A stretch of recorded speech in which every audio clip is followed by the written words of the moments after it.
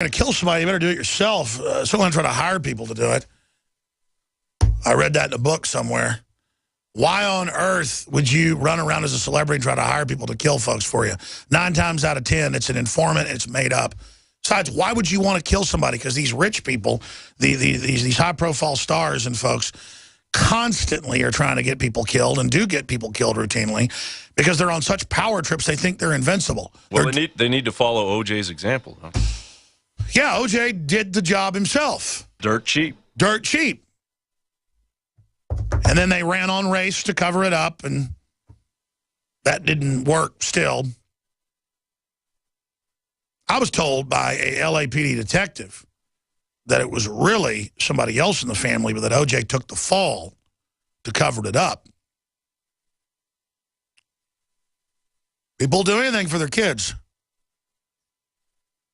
Okay, let's just stop right there. Low-profile New York City prosecutor, we're going back to Watson, low-profile New York City prosecutor emerges as contender to be first black woman U.S. Attorney General. Well, I don't care if she's a black woman, but what I do care about is that she comes from a very corrupt area in New York where U.S. attorneys have been caught doing all sorts of political persecution of Republicans, libertarians, Christians, churches. In fact, I've seen this lady's name before going after Tea Parties. So the big news here, this is from Fox News, and that she's being looked at. If our writers want to dig into her, I remember her office being mentioned in some of the Tea Party pro-lifer harassment of 501c3s and things. And it's right next door to the one that went after Dinesh D'Souza. And I think her office aided in that. I'm going from memory, but look into it.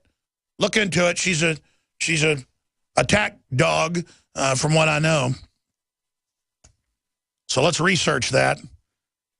She's an under-the-radar contender to become the first black woman to head the Justice Department. Loretta Lynch rarely holds a news conference, does interviews, or gives speeches in her current job as U.S. Attorney in Brooklyn. Oh, think U.S. attorneys in Brooklyn might be a little dirty under the fingernails? I don't know. Think Al Capone might have been a gangster? I don't know. But the lack of a paper trail on Lynch hasn't kept her from emerging in recent weeks. That's why they want her. Perfect puppet. As one of only a handful of people still under consideration by White House to replace the outgoing Eric Holder.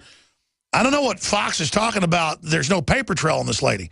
I remember that district office going after people. All right, we're going to dig into her, give you more on that.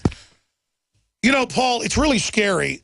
Not just that our own government, you mentioned other Forbes articles and AP articles saying they expect over 100 Ebola cases. Obama's getting people ready saying, oh, I expect to see some more, but it's no big deal. We get demonized saying that clearly they're covering it up. That is so newsworthy, Paul, that they're disappearing people.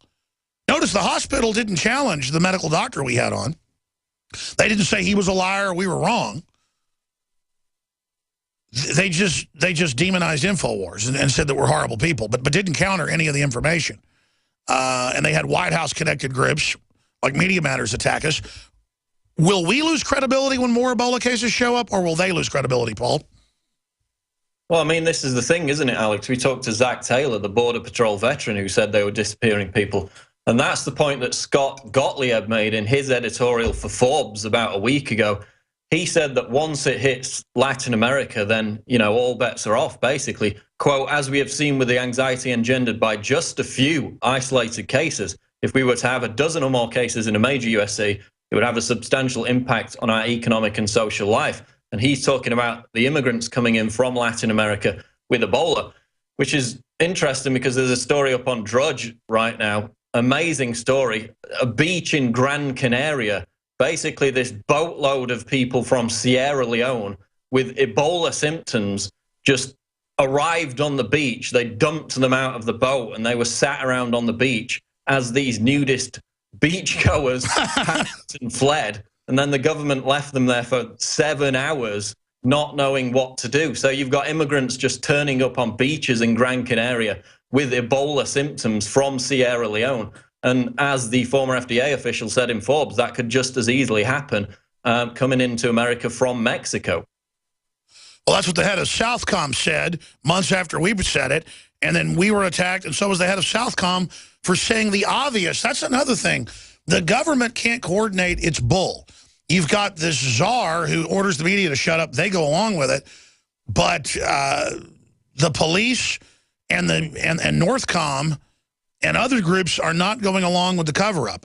I mean, I don't care what city it is. Dallas, New York City, the police aren't going along with the cover-up. Northcom's not going along with it. The head of Southcom is not going along with it. What does that mean? It shows Obama is not in control, which is actually a good thing. Yeah, and remember they also told the 9/11 dispatchers in New York not to mention cases of Ebola. But what worries me, you mentioned Ron Klein before, who of course said there were too many people in Africa. He's an advocate of population reduction. Is the fact that this story, which I put out probably about 10 days ago now, NGO envisages global one-child policy, pandemics to solve overpopulation. And this paper, which I read in full, was edited by Paul Ehrlich, who of course is a close ally, scientific ally, of John P. Holdren, the White House science czar. He co-authored Eco-Science with Holdren, which of course advocated a planetary regime to enforce draconian methods of population reduction. And if you read this paper, it's absolutely shocking because they basically make the point that a new global war, a new type of Spanish flu, and a new pandemic which kills 6 billion people over the next 3 decades or so is not going to be enough. They lament the fact that 6 billion dead people when the population gets to about 9 billion by 2050 is not going to be enough for what they want. So they advocate openly a global one-child policy as is instituted in China, which of course... But that's okay, Paul, because these people are just... Paul, that's okay. These people are just kooks. They're not White House science czars. They don't sit on the National Academy of Sciences. They don't sit on the major boards of the Fortune 100. They're not running global policy. Oh, wait a minute. They are running global policy from geoengineering to immigration to the Ebola response.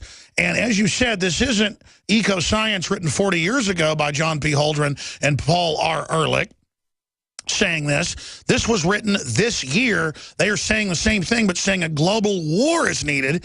And now mainstream news is saying a new Cold War is beginning with Russia. Yeah, but that's the thing, Alex. A new global war and a pandemic which kills 6 billion, that's not enough for them. 6 billion's not enough dead people because it will only get the population down to about 5 billion. The global one-child policy, if it's properly enforced, which, you know, in China means kidnapping women off the streets, force drugging them, beating them half to death, giving them an abortion, a forced abortion, then sterilizing them. That's what they want for everyone. Sure. That will get the population down to about 3 billion. So 4 billion down on what it is now. Even that's not enough. If you read the actual paper, they want it down to 1 to 2 billion. Those are the ideal figures for global population. And by the way, we have a lot of TV viewers and radio listeners out there, because again, if you're a new radio listener, we also simulcast at Infowars.com/show, PrisonPlanet.com/show. We'll put your article from a few weeks ago up on screen, and then we'll click through to the actual public document put out by the former White House science czar, who works with the current White House science czar, John P. Holdren, Paul R. Ehrlich. Give folks for radio audience out there the headline on your story so they can go read it for themselves. The headline is NGO envisages global one-child policy, pandemics to solve overpopulation. And that's the National Academy of Sciences. They published the paper. They put it behind a paywall. So, like, you have to pay $10 just to read it, which they know that the vast majority of people are not going to do. I read it, and it says that the, quote, sustainable number of people for the world is 1 to 2 billion people. So that's you know, at least 6 billion down on current figures. And by the time we get to 9 billion in 2050, you know, it's 7 billion people dead. But not as a result of pandemics, because they actually modeled it. And they do a nice, cute little graphic with a skull and crossbones with 6 billion dead people mapped out on a chart. And it shows that it only gets population down to about 5 billion, which is not enough for them.